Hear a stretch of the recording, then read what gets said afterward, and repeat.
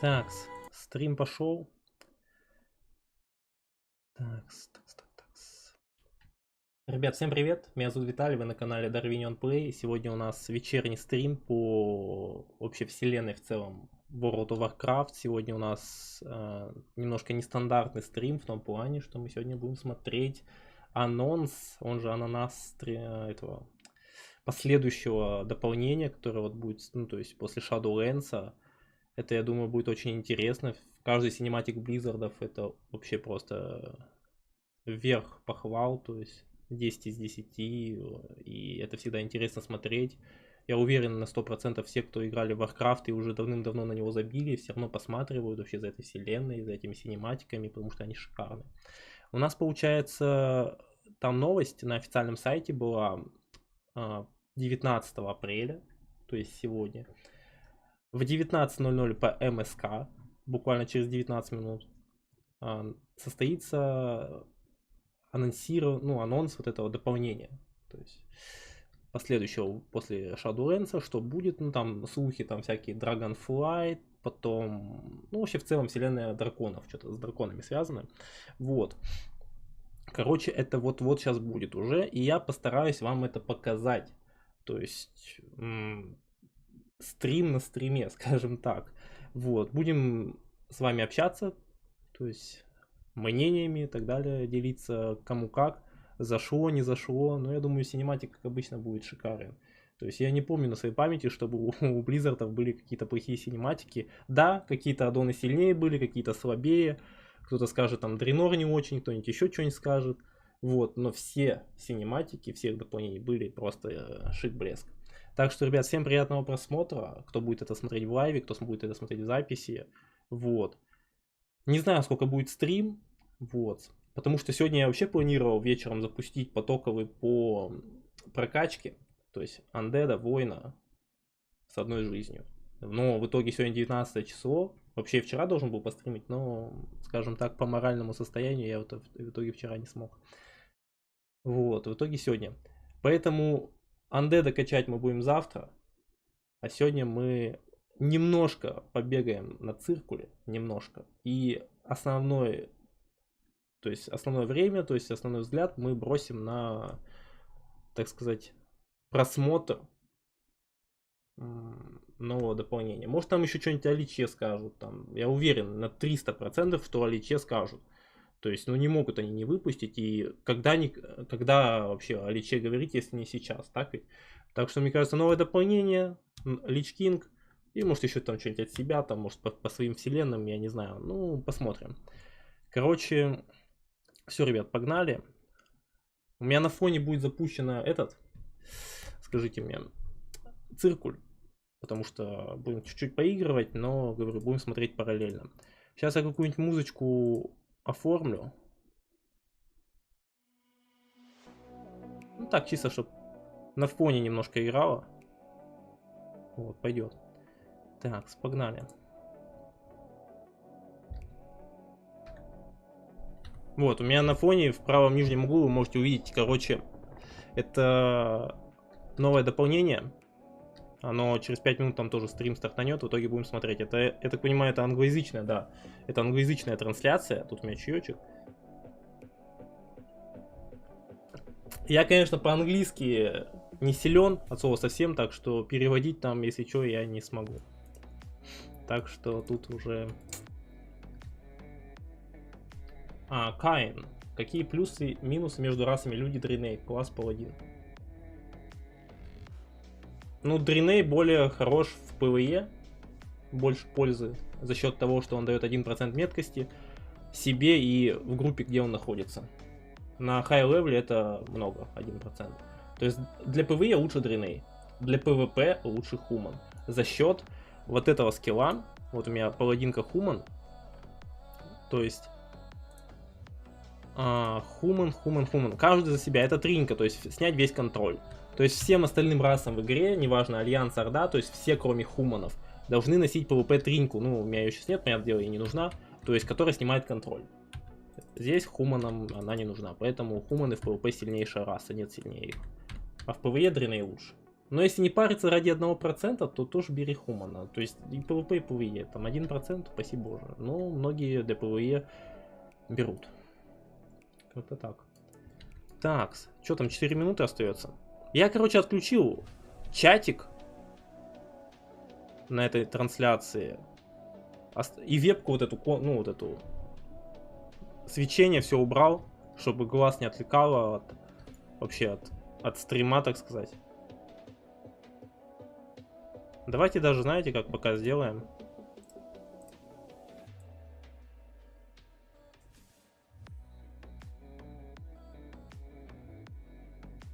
Как начнется, я побольше сделаю. Привет. Круто. Привет, F.A.Q, дружище, привет. А, Кайн, спасибо. Пожалуйста. Пожалуйста. Круто пополнено новое дополнение. Ну, будем смотреть, говорю. Сегодня я планировал андеда покачать. Ну, какой андед? Новое дополнение. Завтра будет андед. Привет. Привет, сарказм. Добро пожаловать. Короче, погнали на приста пока. Катульку успеем? Чисто одну катульку расчехлить. 1х1.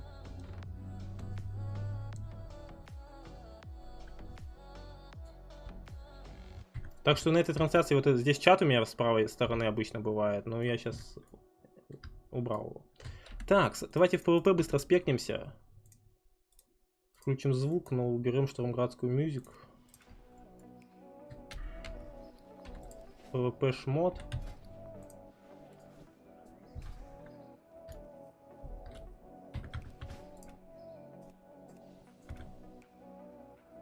Я думаю, одну успеем сейчас сыграть.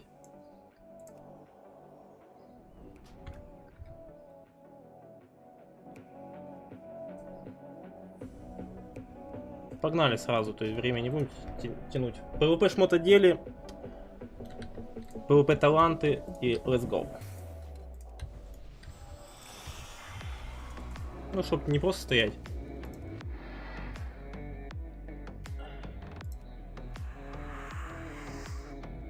Что там, уже секунды пошли? 60 секунд реально. Так, давайте жили-были, трали-вали. Нам это не задавали.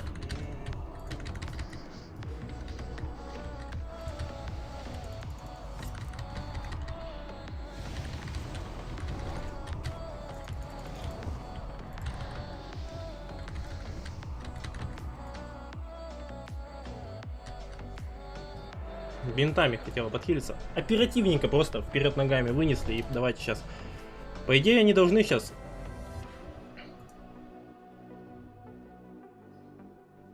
Например, 60 секунд.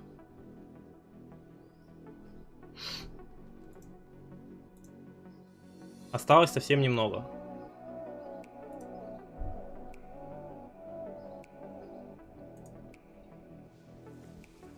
Короче, как они начнут показ, я на большой экран сделаю. Пока что я не буду стартовать бой. Ну там уже всякие ютуберы, типа из разряда Ликороки, лунные монахи, там, не знаю, инфигоры, все под копирку уже говорят, что там про драконов что-то, короче.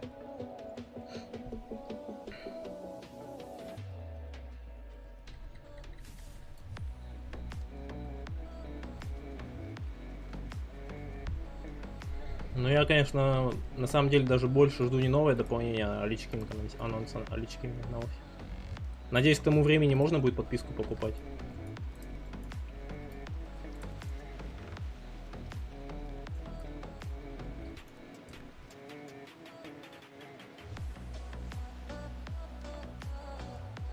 Так. Чатик тут немножко подвинул. Ну и что они тут? Совсем немного. То есть это не стрим, получается, это, если что, официальный канал World of Warcraft англоязычный, на котором 1,6 миллиона подписчиков. О!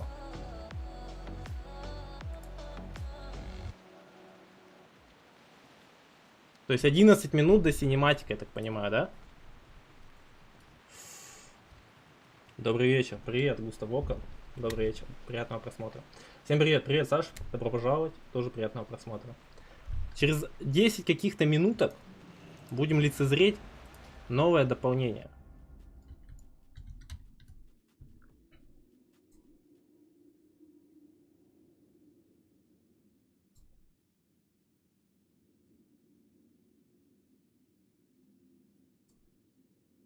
Так, какой...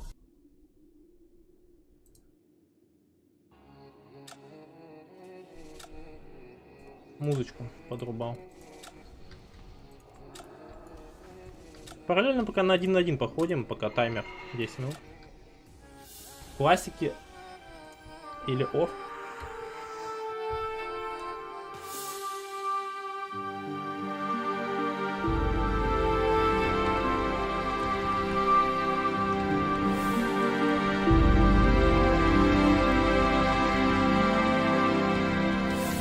Я понимаю, громко, ребят.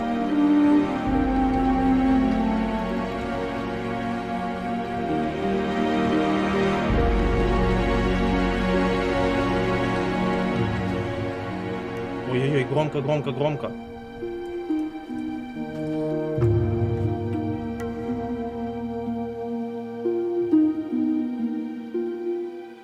Громко, да?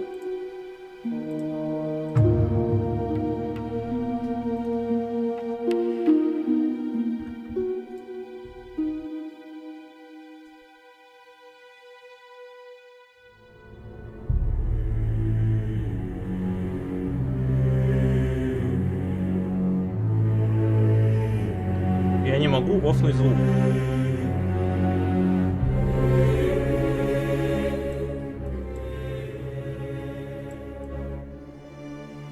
Ребят, громко очень или как?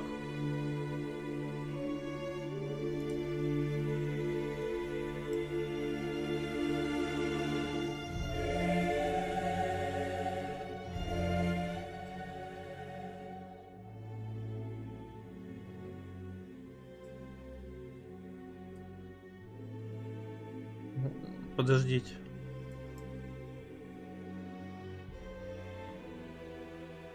А в чем дело? А в чем дело? Хардкор прохождение будет не сегодня, дружище, завтра. Классики Лёфа, я не знаю. Все вместе.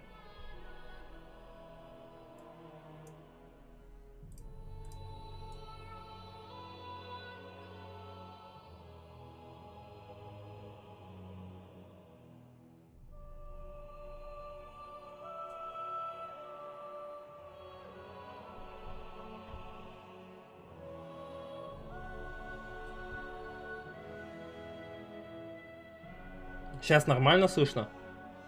Не громко?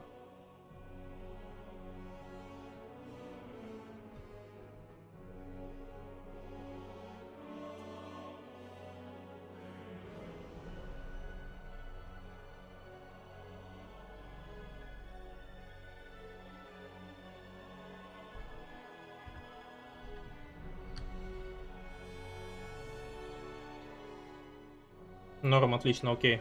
Меня глушит, пиздец. Я не знаю, в чем дело.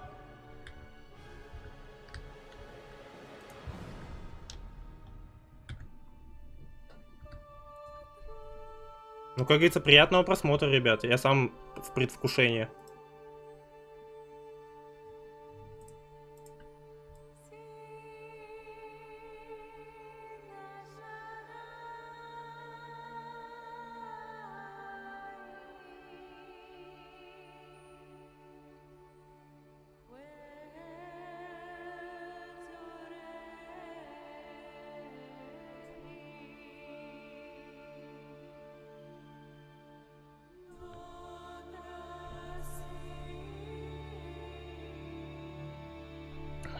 Что-то громко, мне кажется.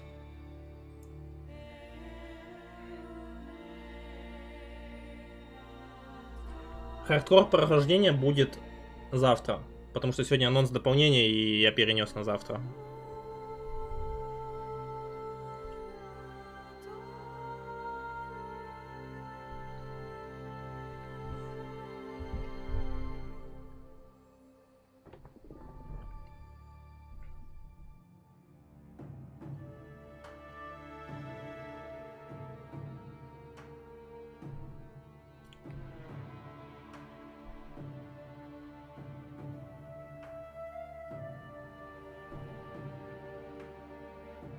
У вас, ребят, все нормально? Звук идет, то есть, вот вы слышите музыку, вот, которая на ролике, да, ведь? Просто я слышу, а порой, ну, чтобы все нормально было.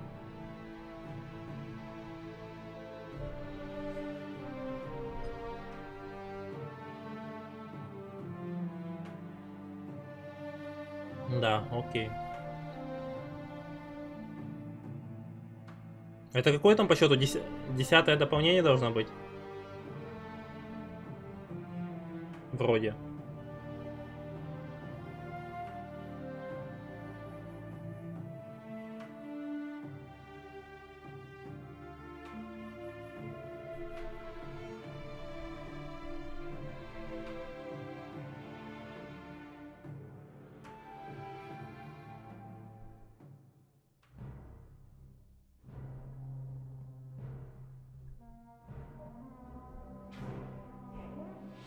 Ну, у них вот здесь вот это. Вон, над таймером, типа, значки Варкрафта, типа, сейчас вот Дренор и так вот по нарастающей.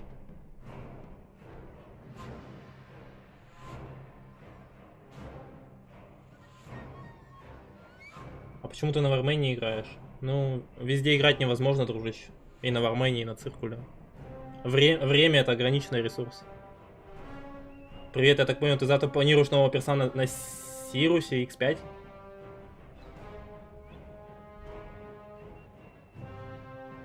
Нет. Привет. Добро пожаловать. Нет. Не планирую. Я на Сирусе вообще не планирую играть. Ни на X5, ни на X1 или какие там.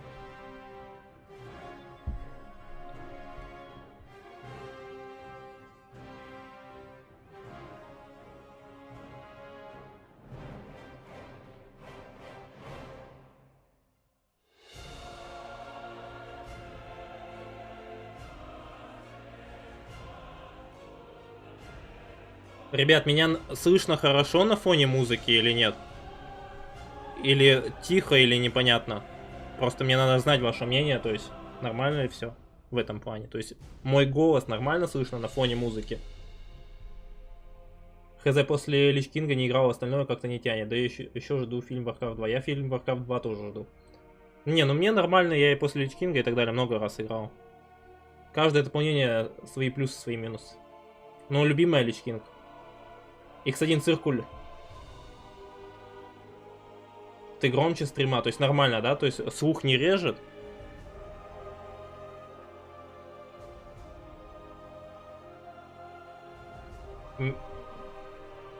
X1 циркуль вар будет завтра. Да, ты можешь не кричать, тебя звук, наверное, в ушах. Да, он меня глушит, я думаю, что меня плохо слышно. Меня глушит сильно. Это я вам в ВБС убавил, короче. То есть я бегунок убавил, и вам нормально слышно музыку. А меня глушит пиздец. Ну, потерплю.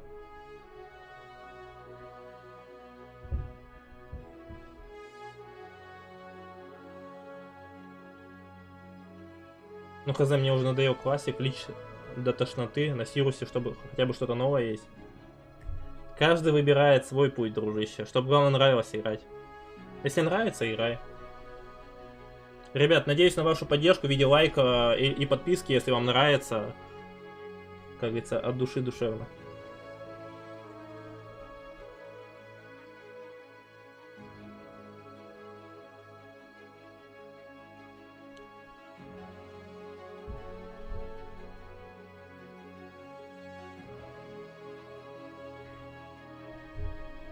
Спасибо, ребят, за лайки.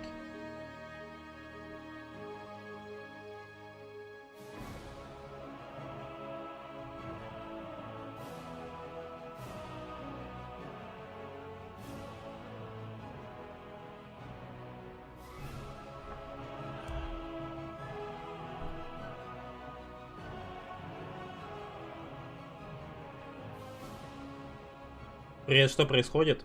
Альберт. Анонс нового дополнения Warcraft. Привет. Добро пожаловать. Всем привет. Привет, Толя. Привет. Колбул. Анонс нового дополнения. Смотрим. Я сам не знаю, типа. Сидим, смотрим.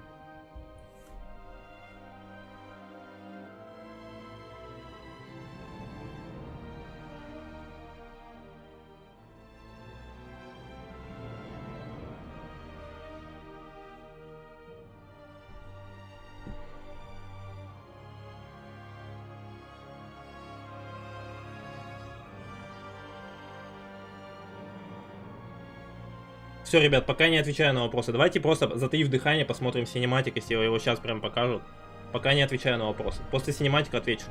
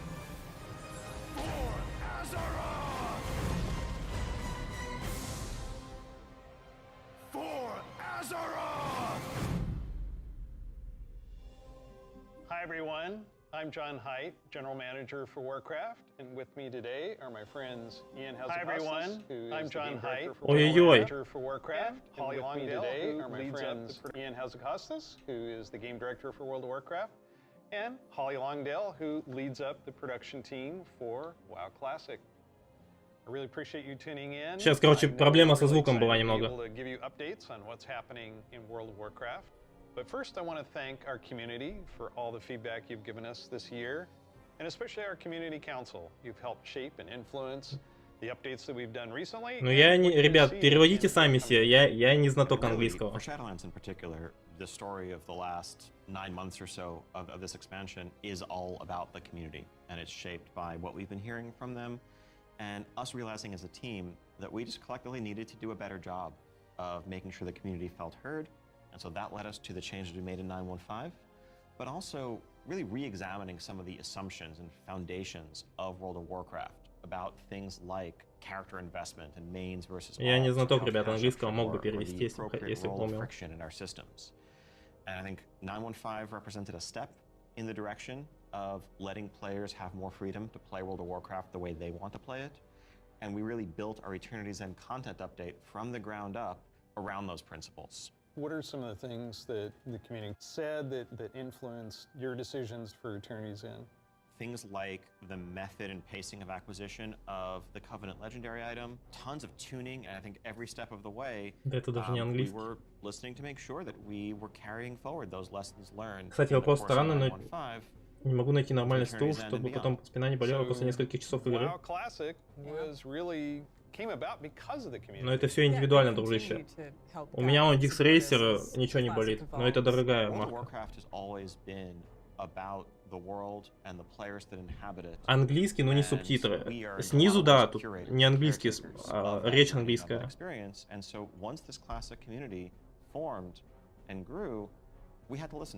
It's this tide of listening to the community and paying attention to what is a good experience for our players now. And where we really saw a sea change in this idea is with our Season of Mastery realm, which is a Season of Fresh Start Classic. And initially we were talking about it like it was going to be like a fresh start. Let's try this experiment in a season. It'll be about a year long.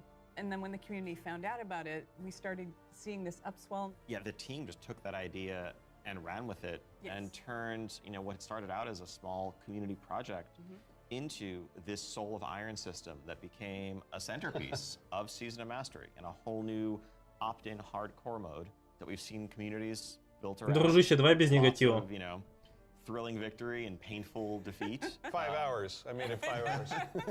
Без негатива, пожалуйста. And it continues, like Burning Crusade Classic. We wanted to balance the Paladin seals between Horde and Alliance, so we made an addition there. We wouldn't have gotten there without the community's input. So, influence the community, you've got another update and pretty significant controversial change for this. Yeah, cross-faction play coming in 9.2.5. Which is on our public test realm now as a big centerpiece. Cross-faction. Yep. You're breaking with a 17-year tradition. Yeah, it's something. It was not an easily made decision by any means, you know. And I think this is another one of those areas where really we try to take to heart community feedback and requests and ask ourselves as a team whether there's a way to accommodate such an earnestly held desire and still feel like we're being true to the roots of the game.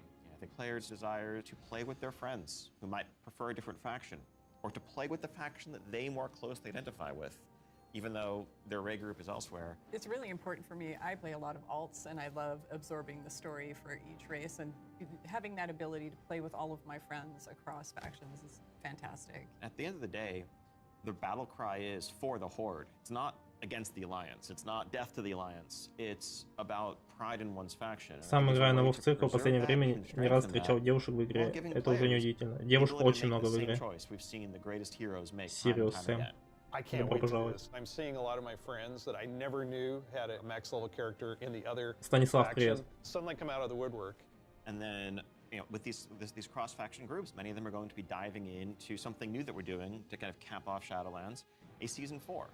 Kind of a remix, a bit of a greatest hits, revisiting all of our raid zones across the expansion, bringing in some familiar older favorites into the Mythic Plus rotation. Знаете, вот почему нет русских субтитров? Kind of a closing chapter, a little bit of a send-off Обидно. to Shadowlands. As everyone gets ready for what happens next, what will come next, want to give, you know, a fun new challenge for everyone to sink their teeth into.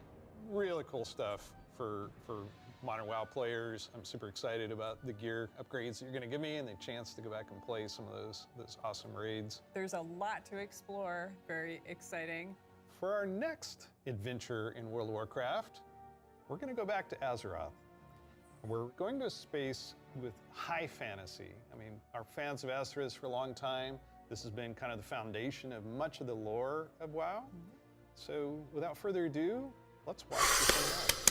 Доброго дня, Дефиксим, привет, дружище. Ну что? 10 тысяч лет.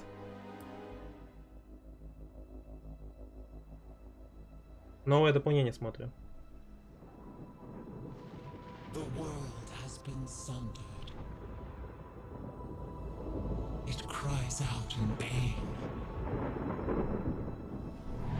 We must go to its aid. We entrust our ancestral home to you, the Watchers.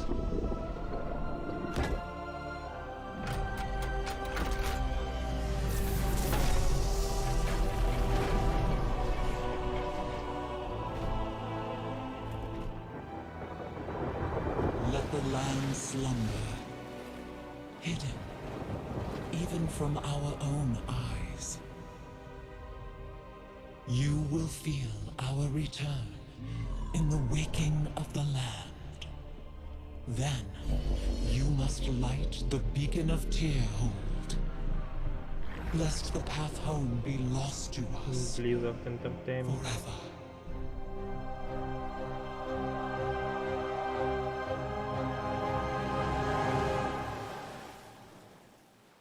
Сейчас.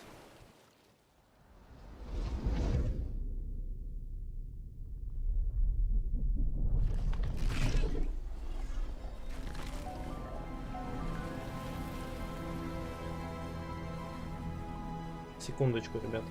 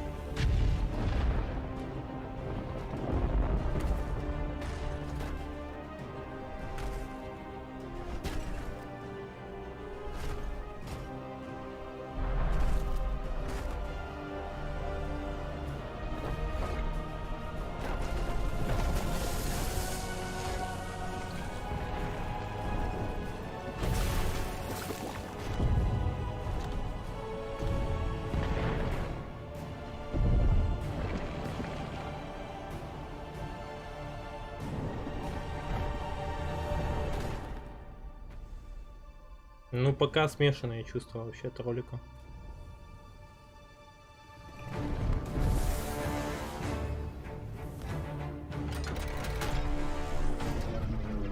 Добрый вечер, смотрю, ты в хорошем настроении, я рада. Не могла не зайти на стрим, извини. Привет, Ира, привет, добрый вечер.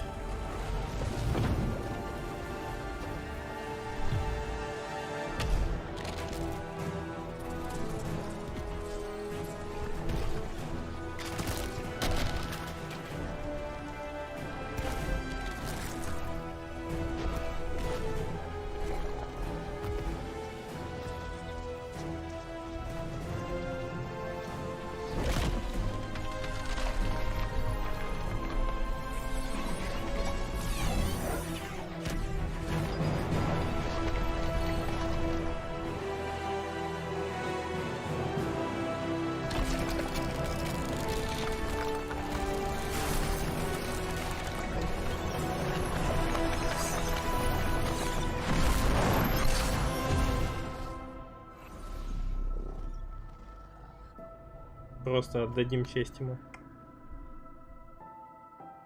Ау.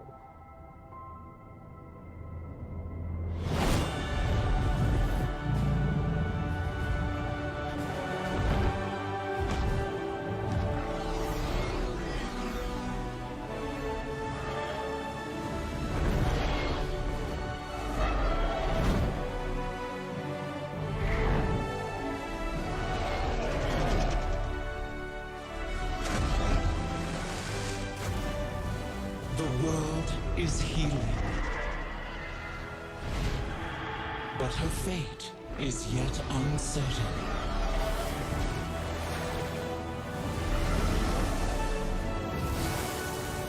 Ладно, много работы, удачи. Давай, Together, давай, we удачного shall стрима. be Azeroth's Удачной работы. protectors once again. Спасибо, Here, что заходил. the new age of dragons shall begin.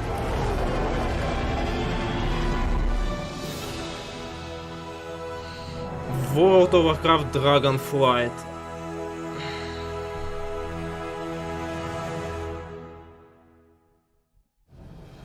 Dragons! Dragons. This is so cool. No one saw it coming. I No know. one saw it coming. Carefully kept secret. But seriously, У меня I mean, смешанные what did чувства. we just see there? Как будто The меня awakening где-то of the Dragon наебали. Isles, the return of dragons, the dawn of a new age. Right, we've seen Rathian searching for his father's legacy, searching for the Dragon Isles. There's a reason why he hasn't been able to find them until now. The beacon going off. Is Yeah. that summoning the dragons? It is removing the concealment that had hidden the Dragon Isles from the world, but also beckoning the dragons back urgently in a time of need.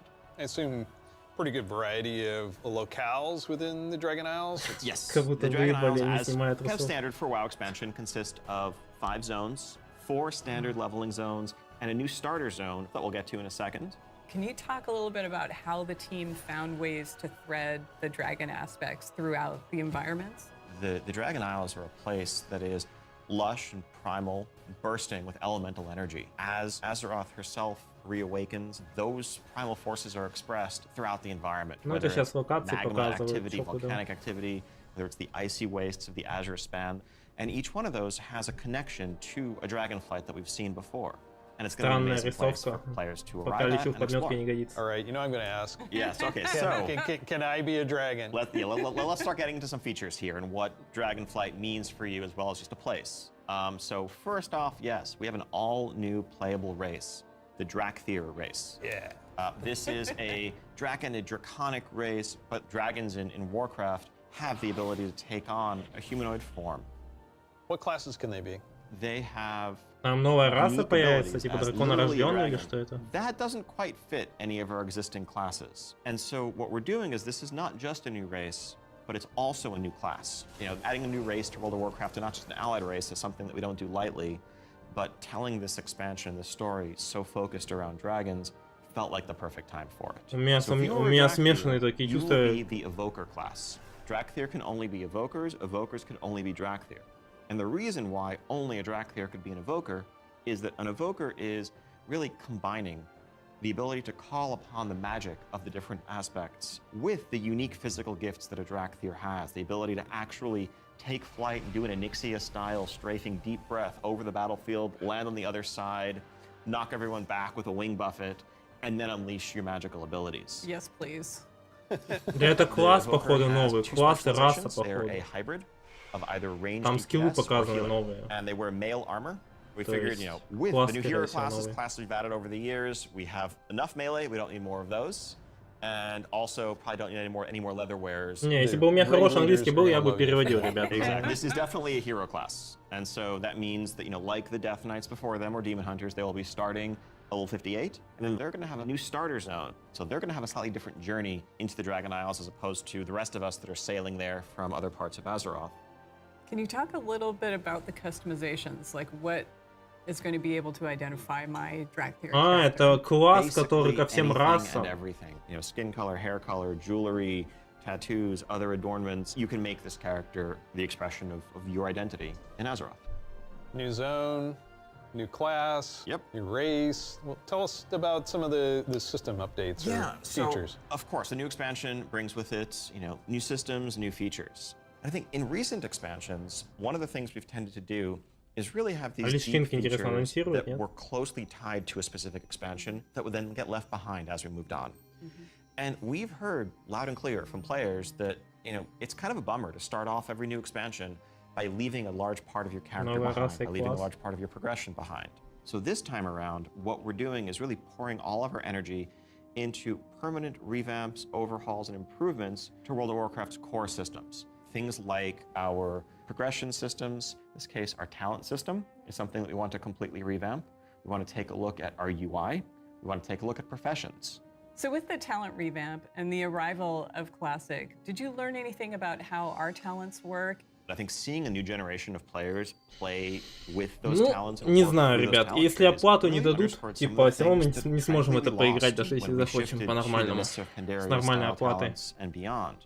A big piece of that was some of just the granularity, the feeling of getting a level and spending a point to customize your character to make yourself a bit better in some specific way.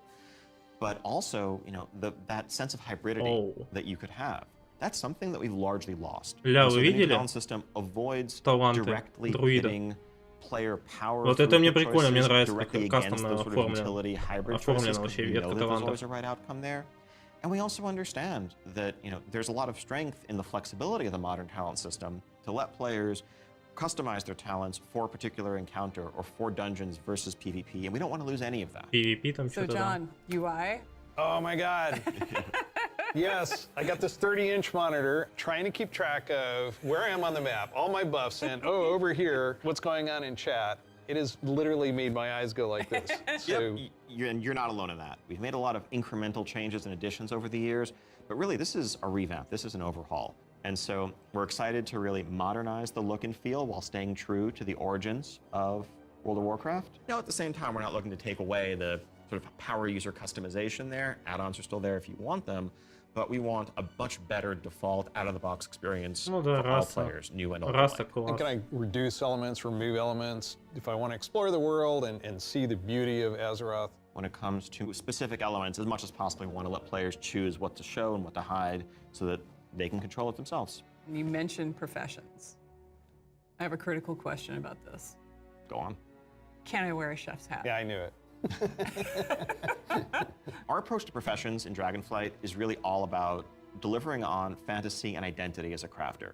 And so if you want to be a serious blacksmith, if you want to be a great leather worker, we want to deliver the ability to invest time Ну, and за energy всю историю into Близов that, это, по-моему, become a master самый crafter, худший ролик. be able to make items Новая that раса are in а-ля demand, Варген. interact with the Сарказм community. поддержу. One of the big Это как pieces новый that we iPhone, want уже to не знаешь, do что to впарить. support that is a new work order system Демоны из to сферы 3 have a bit more подъехали. convenience than just spamming trade chat all day. But if you are someone, you're not yourself a blacksmith, Мне всегда очень нравились ролики дополнения, всегда пересматривал, тут что-то непонятно.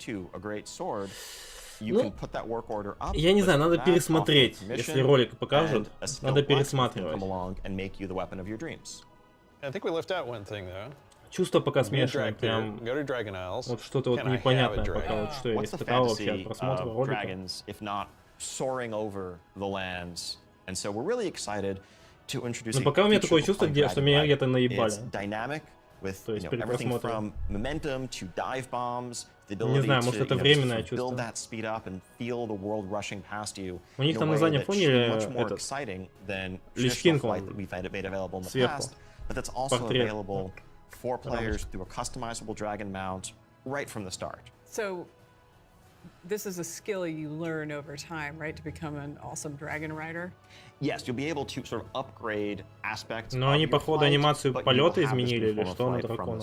And the dragon companion that you have is, of course, very thoroughly customizable, which is a new thing for us for mounts. This is not just a generic dragon that everyone has, but a drake that is yours. You know, what do you want its scales to look like, horns, the shape of its head, other attachments, armor pieces, and more. Take your pick. This is so cool. So yes, the Dragonflight expansion is going to see players leveling to 70, going to the all-new continent of the Dragon Isles, which consists of 5 zones, 4 standard leveling zones, and a new starter zone for our Dragonflight class, as well as a range of systems revamps, such as a new talent system, an overhaul and update to our UI, and an entirely fresh look at professions, with more depth than ever before. Also getting around the Dragon Isles is going to come in the form of dragon riding, which lets you customize and upgrade your own mount so that you can fly in a sense from the start. And of course, as with any new expansion, we have a new set of dungeons, a raid, and much more to come. We also have an alpha that will be starting up in the future. Check out our website for more information, and keep an eye out for those opt-in signups if you want to help us test out Dragonflight and give us even more feedback to make it better. We do have a deep dive that follows this, so Они что, решили немного аэродинамики в игру добавить? Classic players, we haven't forgotten about you. Без понятия. Ну, выглядит вроде так. Guess where we're gonna go next. One of the all-time favorite expansions for World of Warcraft. Let's watch the cinematic. Новый синематик.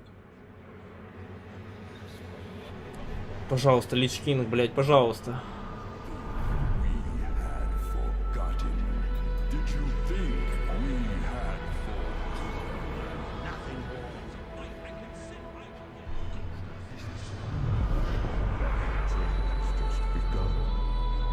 Бля, у меня аж сердцебиение. У меня аж сердцебиение просто космическое, блядь.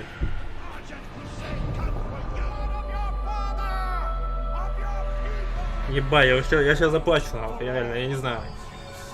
My son, the day you were born, the very forests of Lordaeron whispered the name Arthas.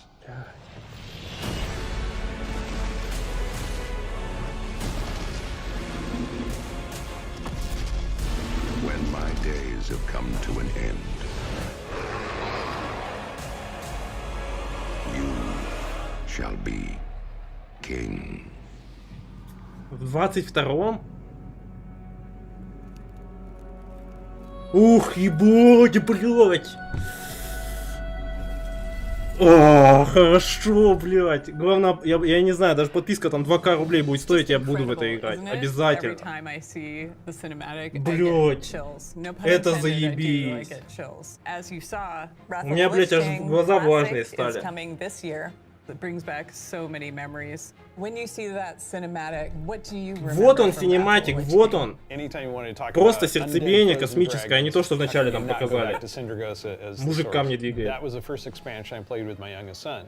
So I can remember on that platform. В 22-м году, это осенью по-любому. You know, chunks of ice falling off and having to repeat that battle with the Lich King, but when we finally downed him.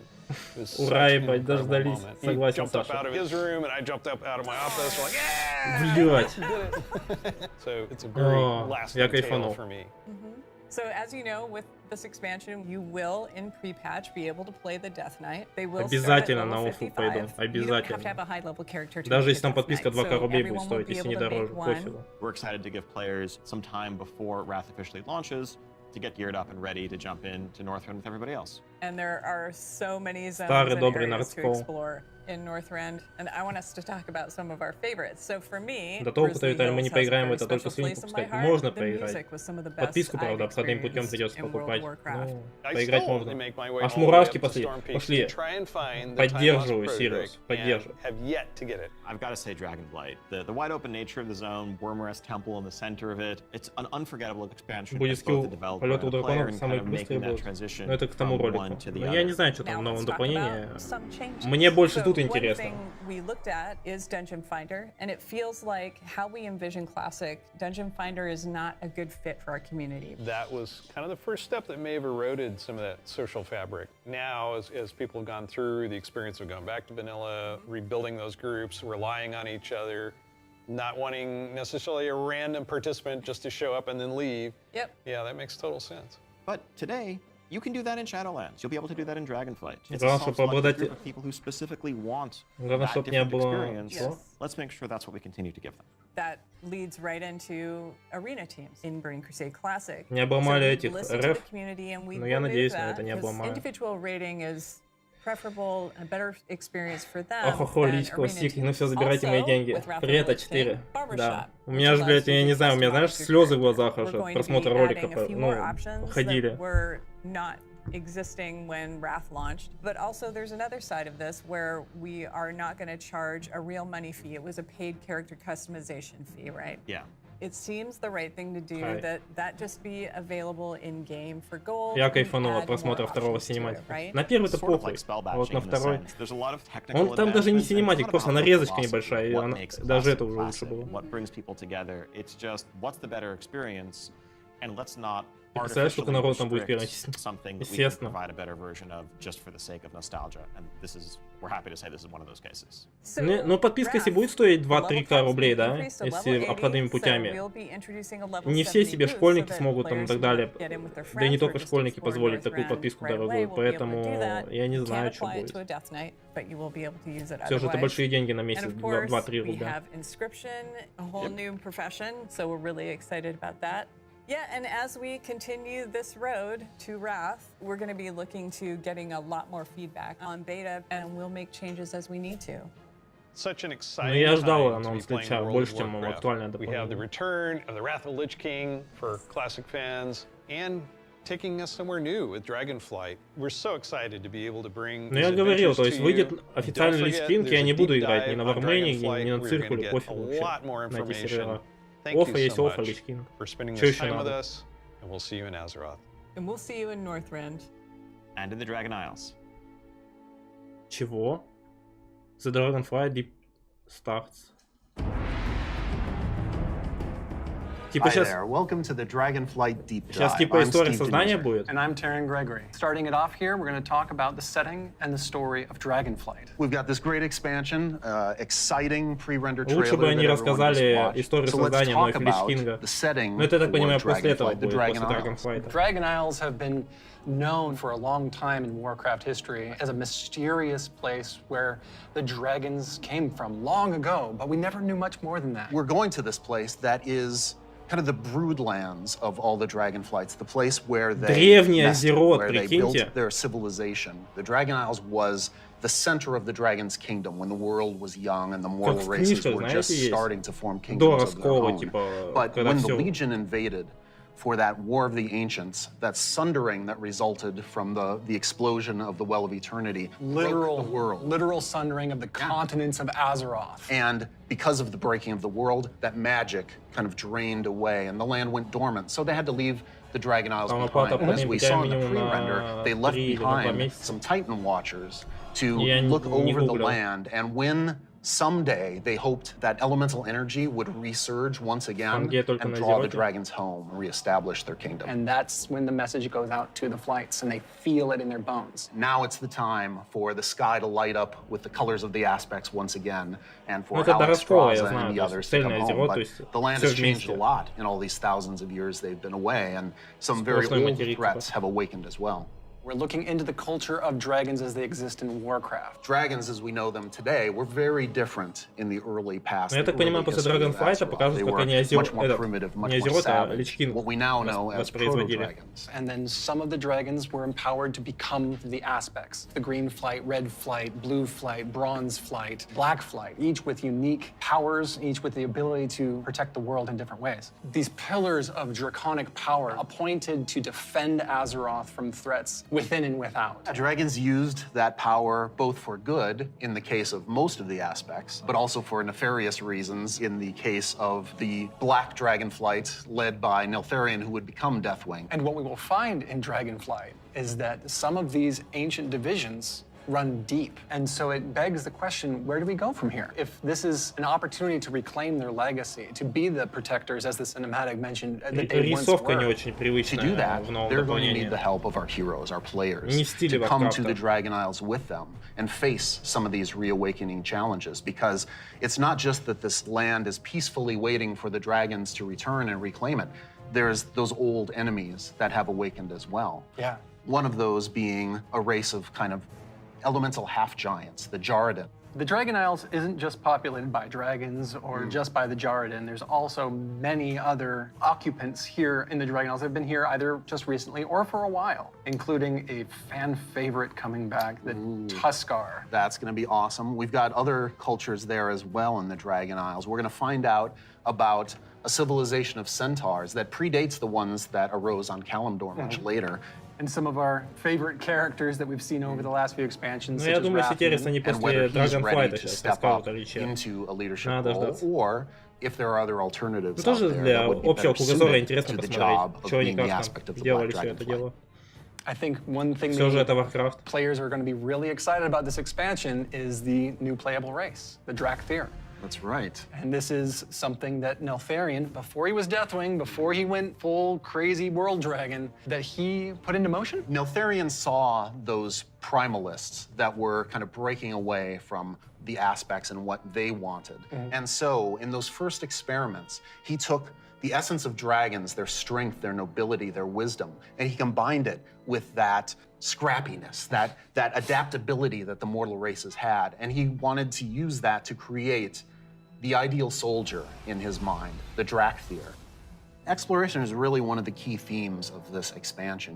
We're going to be going to this ancient place that the dragons left behind long ago. So we've made these huge zones with all kinds of places to delve into and find little treasures and little secrets tucked away. It's going to be a lot of fun for players to be exploring these landscapes. And there's so much architectural history and how clearly aspirational was the kingdom of the dragons and how it lost so much. And the themes of trying to return to that, to try to find your legacy, to try to figure out who you were before everything went awry.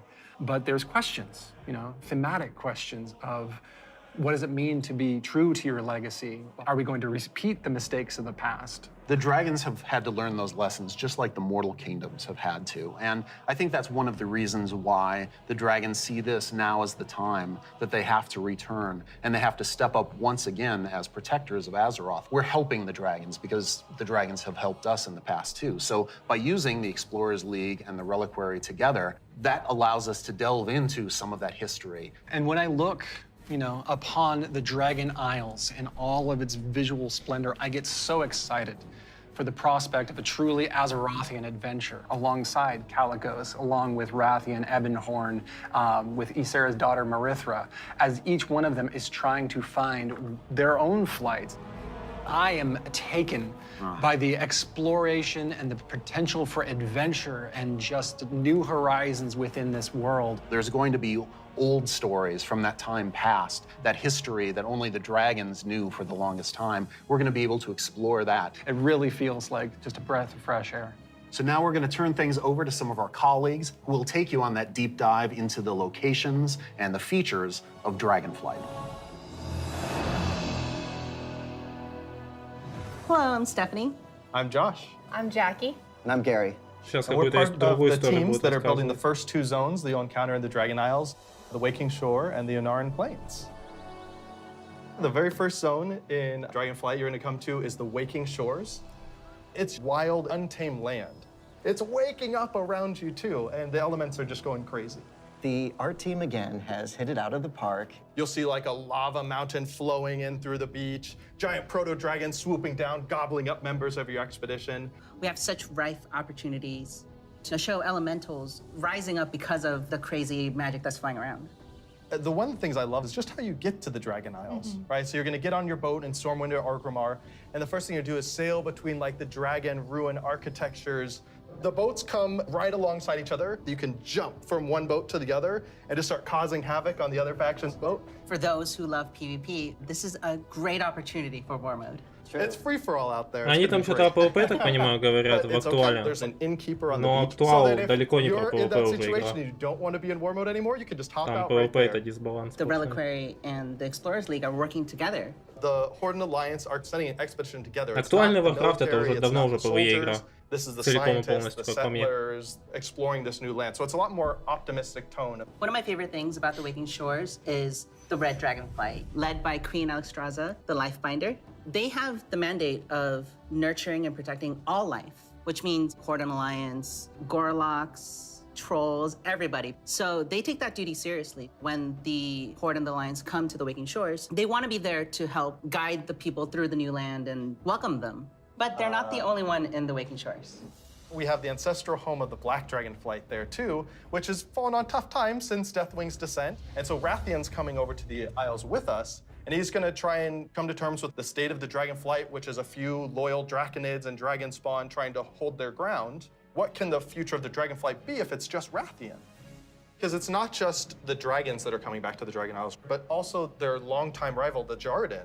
I love the Jarden so much. They're half giants that wield the power of magma, and when the Waking Shores Вот эти, кстати, and кадры из Dragon Isles нового went to slumber, дополнения they also похожи на slumbered. греческую They're back мифологию now, вообще. and they are ready to raise chaos. Yeah, Эти they're статуи, massive. They're скульптуры riding вот giant эти. lava mammoths parading around, just stomping on your face. And they were the enemies of the Dragonflight for so long. They fought against the Red Dragonflight, hunted dragons down, and they're really taking this opportunity to rise up. As the Red Dragonflight have the mandate of nurturing life, they don't want to just stomp out the Jarden completely, but they want to make sure that they don't have the power to affect those around them negatively, to make sure they don't go on a rampage and destroy the ecosystem that has been created here. And so those are awesome things in the Waking Shore, but Steph, there really is only one right answer for the На best thing in биллиона? Waking Shores, right? What? This is true.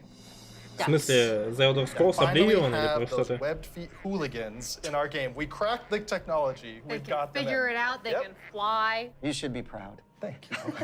It's gonna be awesome. The Onaran Plains come right after the Waking Shores.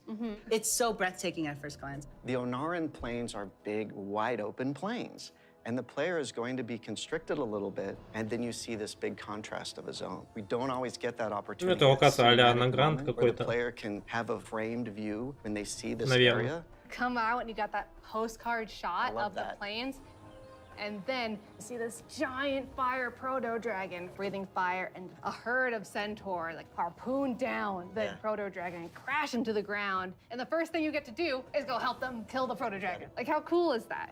В фильме есть такой. Onara Oblivion. is the Это wild я god of the смотрел. wind. And she's appeared before as like this Там- big spirit eagle. She's the one who guided the centaur. Там Том Круз to в the главной Dragon роли вроде, да? Isles many Я years смотрел. ago. Офигенный She фильм. blessed them, took their caravan across, and then showed them the plains. How fun at the beginning of this expansion was exploring the culture of the centaur. The centaur are these mighty, awesome hunters that back when they first came to the Dragon Isles, they fought the green dragons all day long. Eventually, they realized that we're strong, you're strong. Maybe we should stop decimating each other's people. We'll make peace, we'll make an agreement. You guys hang out in the groves, and the centaur will hang out in the plains. But now, the dragons have been gone for 10,000 years. And the centaur have come so far since then. And they've been here, and they've been existing and developing their culture. They all came over as one clan led by the mighty Maruk and Tira, and they founded a new life here. So if you want to get across, you have to follow their rules and their traditions. You have to earn their trust. You are the first outsiders to come in generations upon generations. The centaur might rule the open plains, but the green dragons make their home in the groves. And those groves are absolutely gorgeous. And how great a job it is that we have where I can take all of this beautiful artwork and build these beautiful fantasy groves, high fantasy. We want to do lots of things with an open plain, and we want to be creative with that. But we're restraining ourselves by letting the zone sing, letting the horizon tell the story. We certainly couldn't have done that in the vanilla WoW. No, definitely not. The zones are so big and you can see so far, especially in Onaran Plains. So we talked to the engineers and we actually increased that distance It spurs you on to want to adventure and look through the zone and explore everything. The interesting thing for me is we have all these conflicts with the Dragonflights. There's missing dragons, there's battles, there's so much crazy stuff happening, but that's not really all we're doing. There's so much extra fun activities for people to do. And the greatest thing is that you need to figure out exactly what's going on and help solve all the problems that are just sprouting up everywhere. We're just really excited to tell a story. Ну, я бы that's поиграл, конечно, в grounded новое in дополнение в Azeroth and Dragonflight, почему exploration. нет, There's если so возможность much more будет. to talk about.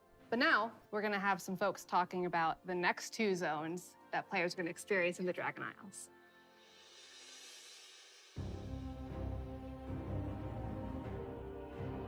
Я не знаю, что это за села, Hello то everyone, есть my name is Kate. так бы перевел. I'm Kate. I'm Sean. We're going to talk today about Valdrassus and the Azure Span.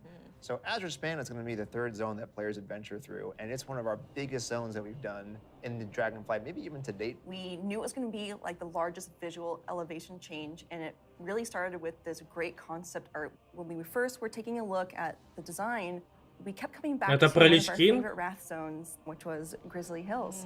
And we really wanted to take Ну да, that, это but седые холмы. wowify it more. And I don't know if you've ever been up to the Bay Area, but in the Или morning, нет. that coastal fog comes in and dips down into the redwoods, and that sun shines through. That's really what we wanted to encapsulate Не, with это, this forest. это не Lich Not only King. we have redwoods, we've Я got думал, это all Lich different King. types of trees. Похоже, Eventually, it'll break open into инфраструктура. this wide open tundra that's just golden and red, and you'll reach up to another level of elevation where you get to see the snow. The majority of the zone is covered in snow and ice. We have giant frozen waterfalls, ice rivers as far as the eye can see. And Sean, I know in the forest, we can expect our first creatures. We have a small group that lives there called the Gnolls. These gnolls are all throughout the forest and Azure Span. They've made this their home. Some gnolls with strange magic. Это that we're gonna модельки find out what этих, exactly that's типа about. а-ля Snow Дробитель. gnolls, or as I call them, the snolls, up in the winter area, and then some regular gnolls that are just going to be around the forest area. So then we go into the big open tundra where we meet our second group, the Tuskar. It's going to be really neat to explore their culture a lot more. And those kids are adorable. I absolutely love the Tuskar. Honestly, all my downtime is probably just me hanging out with the Tuskar. So it's been a little while since we've seen them. We remember the Tuskar from Wrath of the Lich King. They're also getting a nice, cool up-res for their models. Ну, они along модельки with этих, expanding the моржей culture. этих, So there are кукаров going to be male обновили Tuskar, female целиком. Tuskar kids. So we're going to fight alongside them, which Модельки includes help from этих a certain group of dragons, the blue dragons. драконов, We're going to follow the аспектов story of этих. Kalagos, our blue dragon buddy from the Kirin Tor, and he's going to be adventuring into Syndragos' archives. It's a giant zone. There's a lot of surprises. When we're done there, we head over to Valdrassus. Valdrassus. It's really incredible Valdrassus. because you will be going through some of the previous zones and seeing a lot of ruins for the dragon buildings. But when you get to Valdrassus, everything is perfectly intact. It's beautiful. It's pristine. It is the seat of power for all 5 Dragonflights and home of the dragons. It feels that way with the huge vertical mountains. We've got these great cave systems where you may end up finding little dragon hordes. My favorite Dragonflight right now is the Bronze. They've got a really cool area in Valdrassus, and their magic is time. There's so many cool story hooks that we could dig into there. There's so many cool Максим, play привет, ты в options. курсе, что это And обновление a за little bit of an ЛГБТ? adventure for players. It's gonna be a lot of fun. I can't wait. Не We в really курсе. wanted it to feel like their old stomping Привет, grounds. добро One of пожаловать. the really Нет, cool не в курсе. features is going to be the main city and player hub for this expansion, Valdraken. It is a culmination of all of the dragon's efforts to put together what a city would look like. So we ended up having a bunch of really fun small vignettes where you can see that the blue Dragonflight is hosting a public library, and the red and green Dragonflights both have their own separate gardens. We'll also have Неважно, какие там у них там задумки или еще что, я бы все равно поиграл в новое дополнение. Ведь это Warcraft. The thing that really sold me on Valdrassus was Пусть, конечно, и уже измененные прям And this is a кардинально. 10,000-year-old Titan technological marvel. Tierhold has these awesome aqueducts that actually come out from the structure all the way to the city across the valley. And in the cinematic, there's just this amazing shot where you see Alexstrasza swoop under one of them, and there's splashes of water. Максим, я не хочу на эту тему So общаться. when players are flying around themselves, they get to have their Alexstrasza moment. What an incredible place and filled with so much history. Или тебе так важно мое мнение на эту тематику? Мы, понимаете, мы просто сидим, смотрим новое дополнение, плюс Lich King. Зачем, Максим, ты начинаешь вот эти... Зачем? Тебе это так важно? Какая разница, кто там что поддерживает? Поддерживают они или нет? Мне вот пофигу вообще. Aspects have died, and these are the kind of things that leave marks on a society. So now they're all back here, and they're all here together. As we were designing the zone and the city itself, we're trying to figure out, how do we tell those stories at the same time as making sure that this is a really convenient place for players to go and, go shopping. Сардоров, саламчик, брат, как жизнь? Как настроение? Жаль, что озвучка на английском. Привет, Сардор. Жизнь? Ну, скажем так, ладно. Не так все хорошо, но пойдет. Как настроение? Ну, после анонса Lich King стало лучше. Жаль, что озвучка на английском, да. Другого у меня нету. А я английский плохо знаю. Сорян, ребят, что периодически говорю громко, потому что вы вот этих... into the exploration of the Dragon Isles. We knew with a dragon-themed expansion, we wanted to. Просто вы их слышите нормально, да? А они меня глушат пиздец. И в итоге я не слышу, с какой громкостью я говорю. Вот, если только вот так вот сделать. Вот так вот, кстати, получше. Короче, меня глушат они.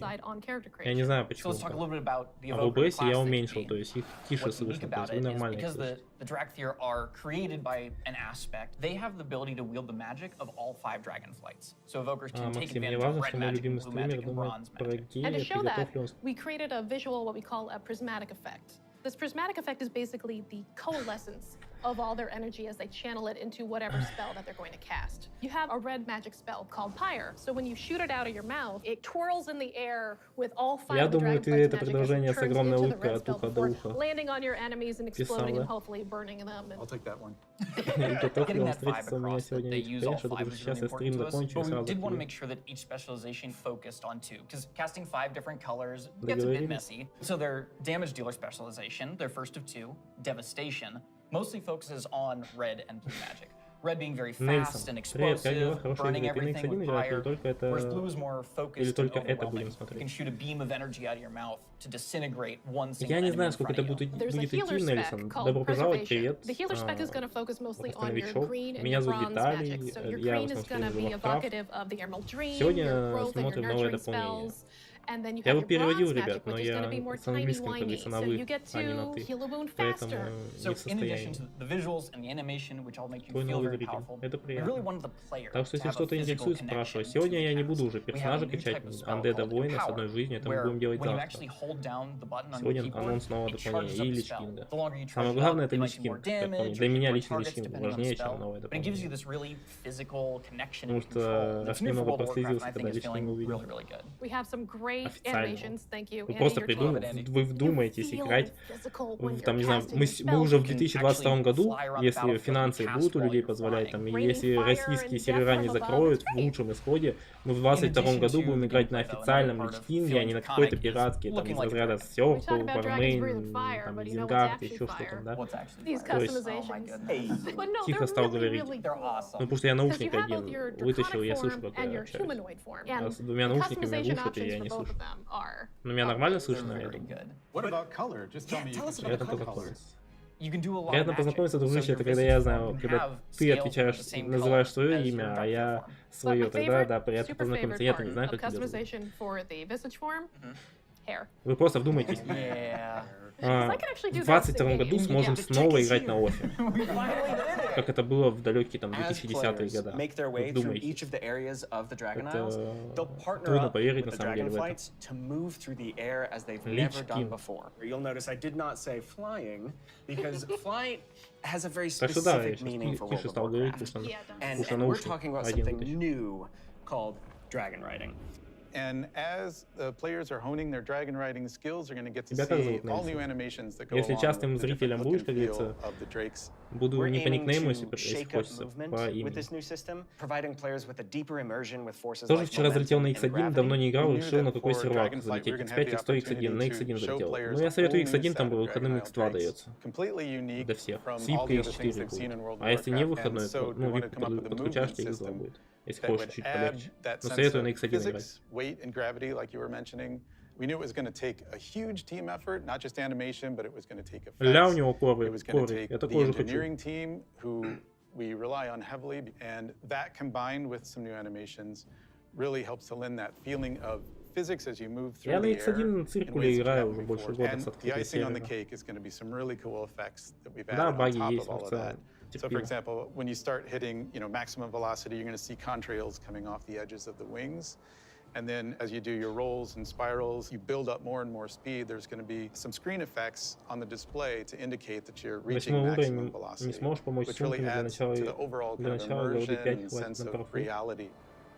As players make their way through the Ох, Dragon дружище. Isles, they'll discover new cosmetic Помогу без options проблем. to fine-tune their Dragon Isle Не Drake's знаю, appearances. завтра, наверное, на Things стриме. like Сегодня я snoots, уже в Warcraft играть не horns, буду. Либо сейчас на tails, стриме, посмотрим. elusive Dragon Isle Пока Drake ничего не обещаю, armor, но если что, and помогу. more. Can I have spikes? Мой тебе Definitely. совет, Okay. дружище. We wanna provide Самый players смак в том, with когда all ты new сам skills всего to play with, достигаешь. as Когда those тебе who не use помогают their ни голдой, ни momentum well сумками. Это can X1, reach это higher and higher хардкор. heights and И bring on new, весь more кайф в том, difficult когда ты это, когда тебе это не на халяву дают, а когда ты сам этого достигаешь. Первые сумки, сам голду фармишь. Это X1, I'm excited for the дружище. whole thing. I mean, it's been a lot of fun to Понимаешь? work on, but I can't wait to actually get in the game. Когда, например, play it человеку with в you жизни guys. трудно, у него нету денег или еще чего-то, каких-то благ, ему же никто это не даст, если он попросит. Ну, смекаешь, да, то есть человек сам достигает. В игре то же самое. Я без проблем помогу. Но советую тебе самому достигать. X1 не для всех. Тем более на оффе потом. Когда кач будет X1 вообще, когда не будет никаких випок и так далее, там половина отсеется, потому что люди не могут больше месяца качаться до X1 на X1. Это же жесть, это невозможно. И предпочитают выбрать, там, не знаю, минимум X5, X7, там, X100, потому что долгий кач не понравился многим. Как перемотать это? Не знаю, дружище. Ну как тебе, Виталий? Альмир, ну я не знаю, как тебе сказать. От нового дополнения, как сказать, смешанное чувство. Очень смешанное, максимально смешанное. То есть вроде бы и норм, а вроде бы и понимаешь, что что-то не то. Но когда Lich показали, то есть это прям... Вот ради этого, мне кажется, большинство тут собралось, если не все. Everybody has the opportunity to use them, that they become a part of the base UI. Yeah, and we are working very closely Подписался, with our user лайк, буду research тебя team смотреть. to make sure Спасибо we are от души. hitting the goals that our Если что, players спрашивай какие-то вопросы, у меня в Warcraft большой to опыт. improve accessibility in a lot of Если areas, что, подскажу, and помогу. on top of that, we are going to be improving Тогда the art. спишемся, как будешь играть хотя бы один год мне на профу. И сумки 10 слотов хватит. Мне больше не надо. Ну я, кстати, там на фоне в игре, если сейчас это закончится плюс-минус за час. With that in mind, we want to respect the players who really like the current UI, but do a modern take to it, removing the clutter and giving more visibility for your gameplay. So the new minimap, it looks bigger, and the health bar is also much bigger. If you look at the action bars and the bottom menus, they have less head frames, and you can really open up your gameplay, so you don't have a lot of your UI in front of you. And of course, we want to find iconic pieces from the current HUD, but we want to bring it back in a nice way. So we for sure updating the griffins. They look so nice now. And the Я horde, удалить не don't могу, worry, удали, плиз. we Ты про got что you. эксперта? We're gonna have your version as well. So let's talk about the edit mode. We are putting a mode in that will let players Эксперта, ты move про что, дружище? various HUD elements around on the screen. So I'm able to move the mini-map, say, from the right corner all the way over to the left corner. If I want to bring my action bars from the bottom and kind of put more Бро, in the как center думаешь, by что my character, будет с those are подпиской, all раз things они that I'll be ушли able из to do. РФ и Absolutely. СНГ? And each of those different components will have Я не various знаю, sets дружище, of это options просто, that знаешь, you'll be как able to пальцем в work with. небо They'll be able какую-то to информацию save it, сказать. edit it, copy it, name it, для жителей Беларуси и России сейчас в этом плане сложно, потому что они дают странам из разряда Украина, Грузия, там вот эти близлежащие страны, Казахстан, ну СНГ страны, да, то есть они им уже второй месяц подряд дают халявную подписку, потому что они не могут оплатить, потому что они оплачивали в рублях, а там сейчас суета, вот это все. Из-за этого, ну им дают халявную подписку, а жителям России и Беларуси не дают халявную подписку. А как будет в будущем, я все равно не знаю. Но я, как и ты, как вы все в целом, ребята, я рассчитываю на лучший исход, ведь на официалке Лича хочется играть. Я хочу там гильдию создать. Пока не определился, за кого, за Альянс или за Орду, за какой класс, но я хочу там гильдии, то есть управлять все, то есть там рейды, все дела. Собрать ламповый состав без всякого негатива и так далее, чтобы все было четенько и по красоте. У меня такие планы. Can I just jump in and say that I personally am super excited about having trees come back. There's a big nostalgia hit for me. As we said, we have these 2 trees because we feel like picking a specialization is a really important они показывают, рассказывают. Your World of Warcraft character now, and so we want to make что и sure как that when you новое choose that, дополнение. it Я, правда, конечно, ну, ветки талантов, то есть вот периодически мелькают на экране, то есть вот друид, да, то есть, ну, выглядит симпотно, то есть там омоложение, всякие восстановления, то есть вот эти всякие хилки, таланты, то есть, ну, выглядит прикольно, то есть эффектно, то есть все на большом экране, таланты, что-то, мне нравится. То есть выглядит солидно. Ну, каждый раз новое дополнение вызывает вопросы, типа, а что это такое, что это вообще такое, да, то есть сомнительные чувства. Я думаю, в этот раз, очередной раз мы просто, типа, не привыкли к чему-то новому, и мы кажемся, что это все хуже и хуже. А на деле, в целом, это много трудов у разработчиков входит на каждое дополнение, то есть все эти синематики снять, все эти лор, как-то все это заплести там и так далее, это все большой труд, так подумать. И может потому что нам просто уже приелось, типа, вот это все уже в целом. Каждые там 2 года там новое дополнение, и игрокам уже приелось, кажется, что это уже что-то не то. Потому что игра очень масштабная, то есть, я не знаю, просто игроки уже завысили свои требования. На самом деле это качественный продукт, то есть, просто, я не знаю. Многие уже устали вообще в целом, наверное, играть в Warcraft. Все же на Warcraft уже, можно сказать, поколение выросло. Мне кажется, просто многие, скажем так, зажрались. А так это очень качественно. Я лучше буду играть, не знаю, в актуальный Warcraft, если возможно, чем я, например, буду играть в какие-нибудь отечественные АОДы онлайн, которые начали разрабатывать активно только, знаете, когда вот подписку на Офи вырубили, когда многие хлынули на пиратке играть и пришли в АОДы играть. То есть тогда они начали заниматься игрой, выпускать сервера и так далее. А до этого они, как говорится, один орган положили на свою игру и все. То есть я лучше в это буду играть и наслаждаться, чем я буду в АОДы играть российские. Тут в разы больше трудов сделано и вообще в целом. И вообще это наш любимый Warcraft. Да, может он измененный, да, может там уже не в ту сторону ушел, но... Эта игра не закрывается, эта игра по сей день с подпиской, в этой игре нету до сих пор доната, влияющего на баланс, когда все игры другие, вообще от других компаний выходят, и в них огромные, там, не знаю, то есть они фри-то-плей, типа, там донат огромный, и без доната, то есть ты, как правило, не можешь быть наравне с теми людьми, кто донатит активно, и это разница огромная, а в Warcraft до сих пор нету доната, и это очень похвально. Да, конечно, сейчас проблемы с подпиской, но я посмотрим, я думаю, я надеюсь, что все разрешится по-хорошему и вернут, так сказать, вернут оплату подписку, ну, то есть, чтобы мы смогли оплачивать подписку, там, не знаю, пусть она даже дороже будет, главное, чтобы можно нормально было оплатить без всяких этих обходных, там, не знаю, танцем с бубном и так далее. Эксперты, дружище, я так и не понял, что там, удалить плиз от души, типа, что удалить-то? Сегодня не получится, сегодня не получится зайти завтра. или после, на работу really рано. cool because it means as a crafter, you can start building your client base. People are going to come back to you to get certain items. Maybe you're the best at making it, or you always throw a little something extra. You're also going to be leveling up your profession. It's going to be really great. So the first time you go to craft, you're going to notice a lot of different things. Probably the biggest is the introduction of quality, both to your crafted items and your gathered разграничай, то есть я должен дружить сейчас за тебя додумывать, где-то там знаки препинания расставил, то есть просто сплошняком. Без негатива, но периодически трудно читать предложение, в котором нет ни знака препинания, ничего, просто сплошняком, то есть раз мысль, два мысль, три мысли, это все без единого знака препинания. Как думаешь, норм Маг Аркан? Как думаешь, вот смотри, я читаю, да, твое предложение, Нельсон. Как думаешь, норм Маг Аркан, норм тут? Как думаешь? О написании. Как думаешь, норм Маг... Как думаешь, норм Маг Аркан, норм тут? Это ты написал, то есть. Specialization points in a whole bunch of different ways. So maybe you Короче, Маг Аркан очень хорош, как в PvE, так и в PvP. В версии 3.5 очень хорош. Госорду, Сардор, я пока не знаю, дружище. Мне Альянс и Орда обе фракции нравятся, а за какую я пойду, я не знаю.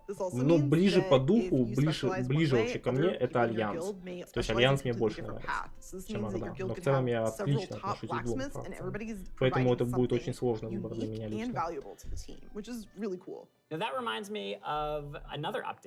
We're actually adding crafting tables to all the different crafting professions. We're going to take those and we're going to put them all in the main city of Valdrakken. And you're going to go in there and you're going to get to see all the different players crafting their items at their cool crafting tables.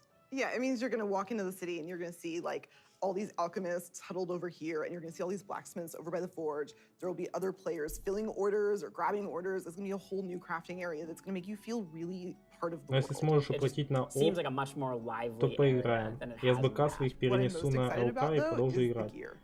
Жаль, что нельзя создать персонажа за Альянс, так как персонаж за Орду, либо придется создавать новый акт. Ну да, там... Ну это как по мне даже плюс, что на одном аккаунте, на одном сервере ты можешь иметь только либо Альянс, либо Орду. То есть ты не можешь на двух стульях усидеть и за Альянс, и за Орду, как на пиратах, да, там, на том же циркуле.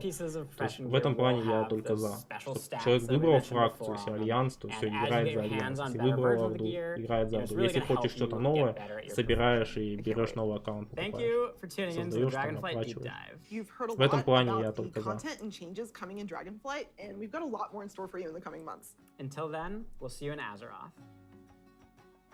Чё, все?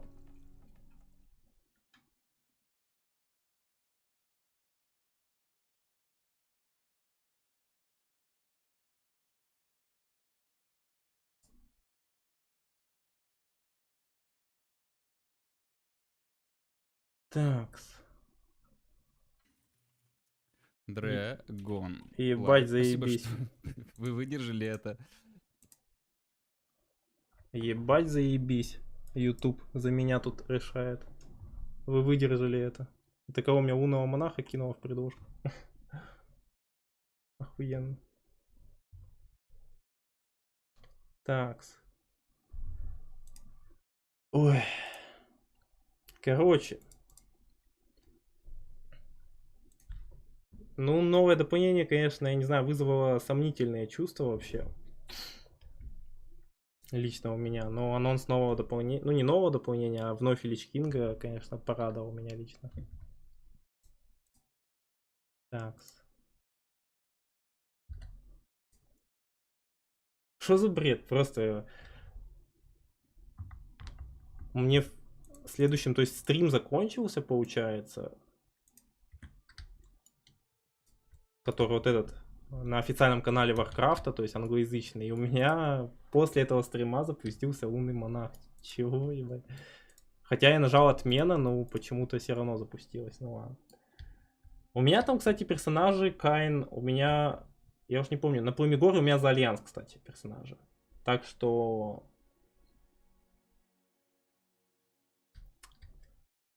Так что я не знаю. Наверное, за Альянс буду стартовать. Спалился. Да было бы чему палиться. Я потому что стримлю контент World of Warcraft, и мне в предложку кидает стримы типа из разряда таких как Орг-подкастер, Энфигор, Лунный монах, всякие Лекарок и так далее. То есть я на них не подписан, но мне в предложку кидает эти стримы. И, соответственно, когда стрим один заканчивается, у меня начинается предложка Ютуба. То есть, потому что я контент Warcraft снимаю. То есть, понимаешь? И в итоге вот мне в предложку кинуло, как говорится, следующим воспроизведением. Было бы чему палиться. Так, просто устал за Орду, хочу за Альянс. Ну, смотри сам. Я не знаю, то есть, получается, новое дополнение выйдет. Когда, кстати, они сказали, новое дополнение выйдет? Вот это Dragonflight. В 23-м, наверное, году, да? Кто-нибудь видел вообще дату выхода Dragonflight?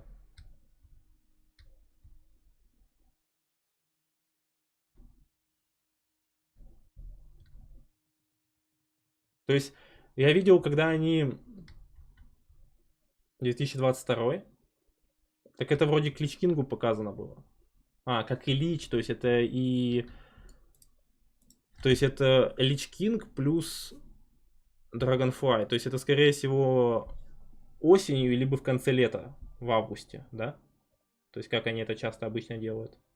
Либо ноябрь, либо конец августа. Так. Просто устал за Орду, хочу за Альянс. Был быстрый старт на БК до 59-го левела плюс маунт. Не до 59-го, до 58-го.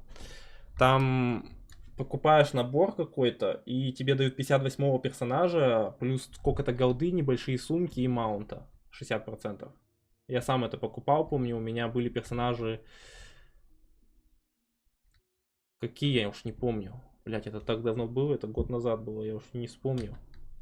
Короче, я покупал быстрый старт, чтобы сделать андеда при 158-го.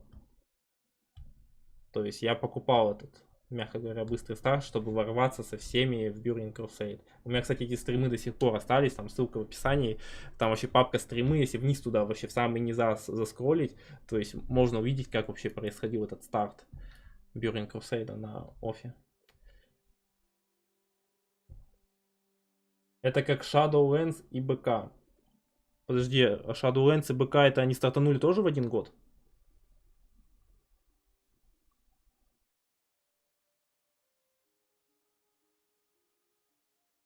Я что-то и не вспомнил уже. Ну, короче, ладно, не суть. Когда там что стартанет, короче, это... Нельсон, ты тут, дружище? Или ты из-за того, что я, так сказать, немного... негатива минимально привнес, но это из-за того, что я говорю, предложение тяжело читать, потому что там нету знаков препинания, вот этого всего, и просто сплошняком, и в итоге я сделал, как говорится, упоминание об этом. Тебе нужна помощь еще? Хотя бы никнейм там скажи и так далее, я хоть почтой отправлю.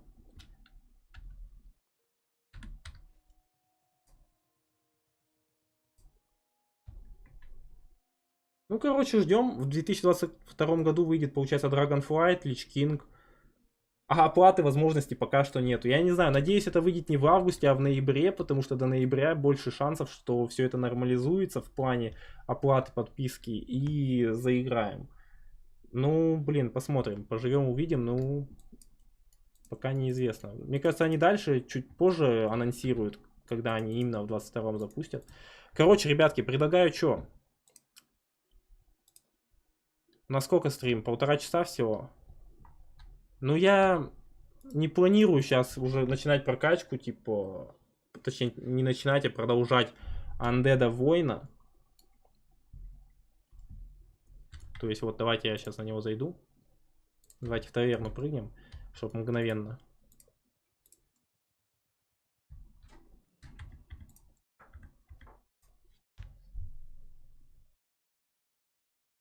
Вот у нас Undead воин, моя умирать, 7-й уровень, то есть мы на том стриме достигли.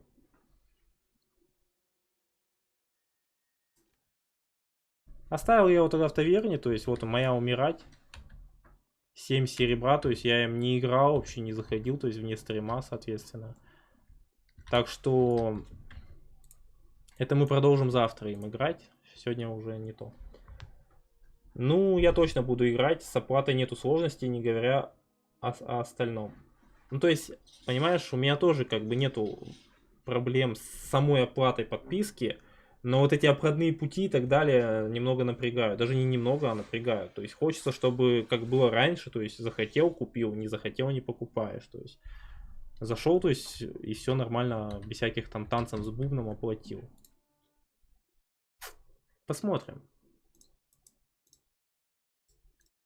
Так, ну что, давайте пристом немного по арене немножко. Я, наверное, буду закругляться на сегодня. Надо вообще в целом все это проанализировать, все, что это вышло. Там, не знаю, на ютубе, наверное, по-любому уже вышел сам ролик отдельно нового дополнения.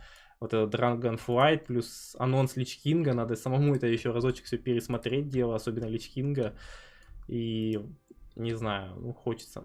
Вот. И сейчас мы немножко порегаем аренку. Ля, голдан выпал. И будем закругляться. Завтра у нас прокачка воина будет. Думаю, как-то так. Мы в ПВП.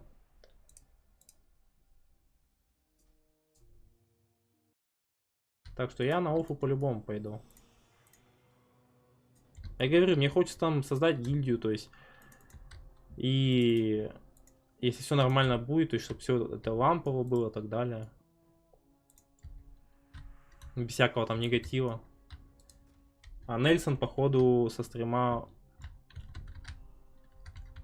вышел. Ну, может, и расстроился, то что, типа, что это стример себе позволяет.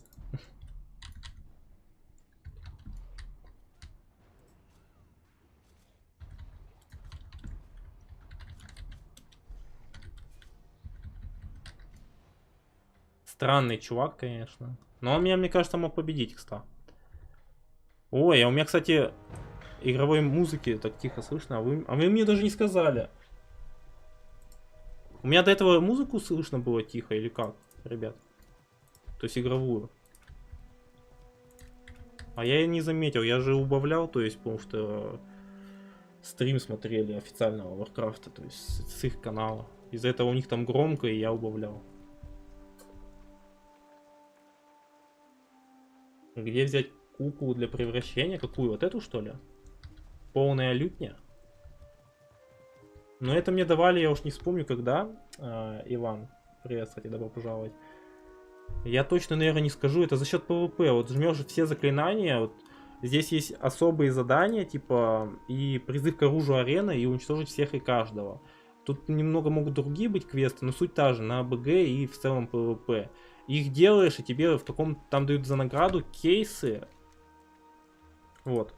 Ну, не кейсы, лутбоксы. Вот. Праздничный лутбокс 2018, тут 2019. То есть их открываешь, и когда-то мне вроде из одного этого лутбокса упала вот эта полная лютня, и она у меня вот по сей день есть. Она навсегда, раз в час юзаешь, то есть и тебе рандомный облик там, хоть Вариана Рина, хоть Короля Лича могут дать. Так что, ну это вроде так. Ну я точно уже не вспомню, я давно ее получил. Ты также на Пламе, да, дружище, на Пламе горы? Посмотрим, на Пламе гор ли мы пойдем, может вообще. Наверное, скорее всего, конечно, да, на Пламе гор. Типа идти на англоязычный сервер нет смысла, потому что там мало будет русскоговорящих, в основном англоязычные. То есть чувак вот просто подбежал и кидает торг. То есть ни привет, ни пока, то есть я ему ничего не обязан. То есть он даже попросить не хочет. Так что давать я ему ничего не буду. Типа хотя бы банально привет, помоги, пожалуйста, с голдой, типа без проблем. Вот так вот нагло просто торг кидать и типа дай. Это так не работает. Вот. А, понял, спасибо. Пожалуйста, Иван, пожалуйста. Ну это вроде так, я говорю, могу ошибаться. Если бы это Нельсон написал, который с чатика на ютубе, он бы на ютубе написал, что типа вот это я и это я. Ну вот это просто какой-то чувак мимо проходящий. Такс.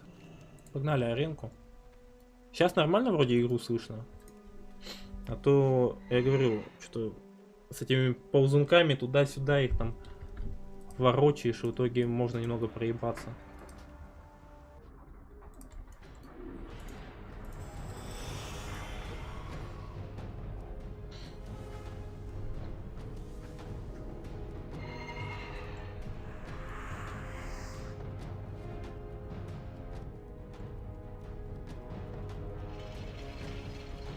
Undead Godix. О, этого парнишу я никак не выиграю.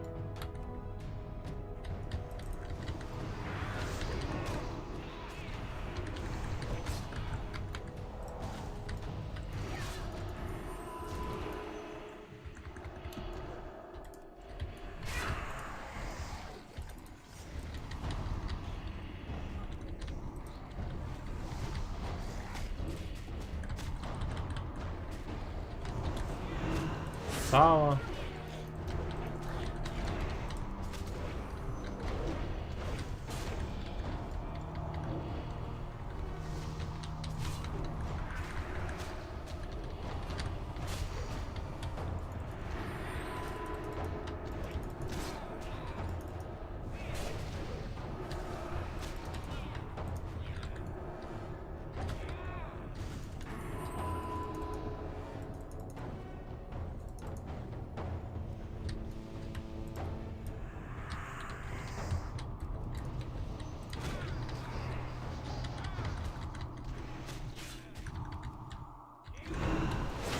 Но он... Это гибрид.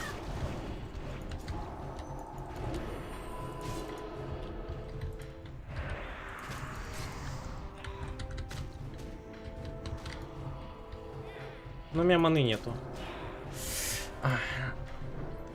ДК. Одним словом, просто Dead Knight. Это еще и гибрид с подхилом, то есть очень тяжело.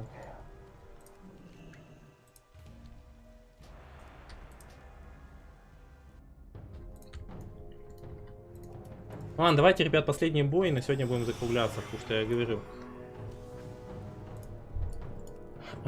Завтра у нас андед, прокачка, все дела. Сегодня у нас такой релакс-стрим был, получается. Такие редко проходят.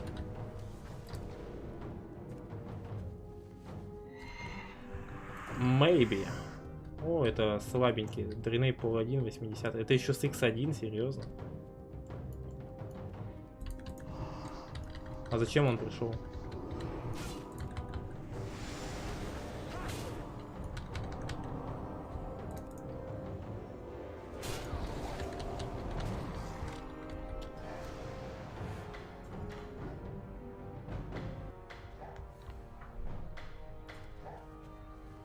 Слабый паладин.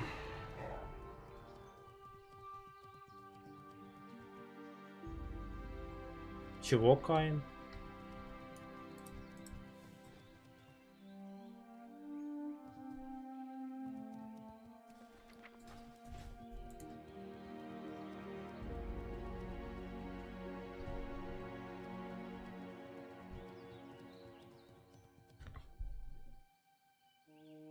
Каин, ты о чем? Давайте, ребята, тогда прощаться. Сегодня вот такой получился стрим. Посмотрели анонс нового дополнения Dragonflight. Узнали то, что оно выйдет в 2022 году. Плюс увидели анонс, как говорится, World of Warcraft Lich King. То, что тоже в 2022 году. Когда точно более, то есть там в августе или там в ноябре, пока не знаем. Но самое главное, что это уже в этом году выйдет. И новое дополнение, и Lich King. Это обалдеть. Главное, чтобы с подпиской все решилось, все вопросы. Вот. Посмотрели. Да, конечно, трансляция была на английском языке. Я с английским на вы общаюсь, поэтому не могу вам переводить из-за незнания. Вот. Так что это, конечно, плохо. Так бы я, если бы знал, я бы переводил обязательно для вас. Вот. Ну и на русском, соответственно, трансляции нету. То есть это же даже канал там официальный World of Warcraft, то есть англоязычный. Вот. Поэтому посмотрели. Да, конечно, вот лично у меня новое дополнение Dragonflight вызвало такие сомнительные чувства. Вроде бы и классно, что новое дополнение, вроде бы и как-то вызвало очень много вопросов. То есть вроде бы да, вроде бы и нет. Вроде и хочется, вроде и нахер оно надо.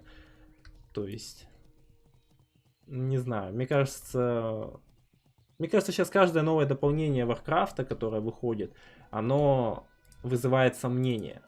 Мне кажется, потому что людям уже слегка приелось это, наверное. Может и правда, и оно не очень. Ну, посмотрим. Но вот там показали кадры, это, ветки талантов или что-то такое. Там на фоне друида. И мне понравилось, скажу я вам так. То есть в целом выглядит, то есть это получше, чем, вот, мне кажется, вот так вот банально 3 ветки, которые надо скроллить. Там в целом такое большое окно, и там что-то выбираешь, там какие-то таланты или что это такое. Но мне понравилось, вроде выглядит прикольно. Но помимо этого посмотрим, как вообще в целом будет. Там что-то упоминалось PvP, вот это все. Хотя новые дополнения, но актуальный Warcraft, это уже давно игра не про PvP, как по мне, а про PvE. Во-первых, там все сервера изначально уже PvE. Чтобы включить PvP, тебе надо прийти в Штормград или в Аргримар, в зависимости от вашей столицы, и включить PvP режим. И тогда ты будешь только PvP-шника видеть. Если ты выключаешь, то ты только будешь PvE-шника видеть. То есть, а изначально все сервера уже PvE. То есть, актуальный Warcraft это явно не про PvP игра. Вот. Ну и как по мне, золотое PvP было это во времена вот Lich King'а. То есть, да, тут есть какие-нибудь рыцари смерти. Потому что, ну, они очень сильные, но на то они и рыцари смерти, раз они героический класс. Они не должны, как бы, давать пропиздонов. Вот. Но, как по мне, здесь самое такое балансное PvP в сравнении с тем же актуалом. Ну, посмотрим, посмотрим. Плюс мы увидели там что? Локации они немного показали, но в целом они красивые, да. То есть... красивые, сочные, посмотрим, будем бегать в них или смотреть, как там кто-то в них будет бегать, там стримеры или на роликах. Вот. Что еще могу сказать?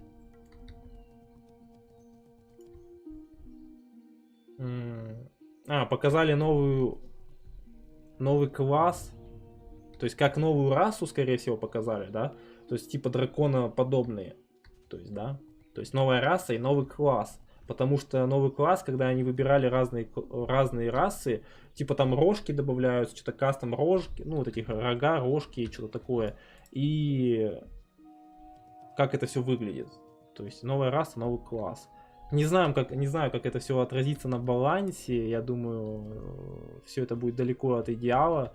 Все это будет потом миллион правок, там всяких и так далее. То есть это все забалансить надо будет. Это тоже много работы. Не знаю, посмотрим. Пока что противоречивые чувства вызвало новое дополнение. А там уже, когда оно выйдет, если я буду врываться, я вам покажу. Если будет возможность вообще поиграть в новое дополнение, посмотрим. Поживем, увидим. Но самое главное, что Lich King выйдет. И надо обязательно в него будет поиграть. Обязательно. Без этого никуда. Все, ребят, давайте на этом прощаться. Всем спасибо за просмотр. С вами был Виталий, канал Dorwinion Play. Игра World of Warcraft, а точнее сегодня был ламповый стрим. Вот, просто чил стрим, релакс. Просто сидели, смотрели, как говорится, анонасы нового дополнения Lich King'а. Плюс там всякие там английские речи, то есть вообще какие-то новшества и так далее. Они там обсуждали. Мы, конечно, как вот и кто не понимает большинство английской речи, как я, да, то есть тоже нихуя непонятно, о чем они там вообще общаются. Хотя там еще странно так было, то что речь английская, а субтитры, я не знаю, это, наверное, немецкие субтитры, то есть, да, то есть это не английские субтитры были, то есть даже по субтитрам особо не почитаешь, потому что реально речь английская, а субтитры вообще, то есть, это не английские субтитры были, это странно, ну ладно, как было, так было, вот. Все, ребят, завтра увидимся на вечернем стриме по Undead'у Воину. Продолжим хардкорную прокачку. А то я все ее откладываю. Вчера я не мог из-за морального состояния, мягко говоря. Сегодня у нас анонс нового дополнения. Завтра, я думаю, все нормально будет. И постримлю часа 2-3 для вас, чтобы, так сказать, пообщаемся также в ламповой атмосфере. И я же ее, то есть прокачку делаю как? Не только делаем квесты и пытаемся не умереть, но я еще читаю все квесты, то есть и вообще погружаемся в целом в атмосферу Warcraft'а, то есть максимально, то есть зачитываем это, какие-то записки и так далее, как это все сюжет построен, в целом, думаю, интересно. Все, ребят, всем еще раз спасибо за лайки, за подписки, кто поддерживает меня от души душевно. Вот, увидимся завтра, все, еще раз всем удачи, всем пока.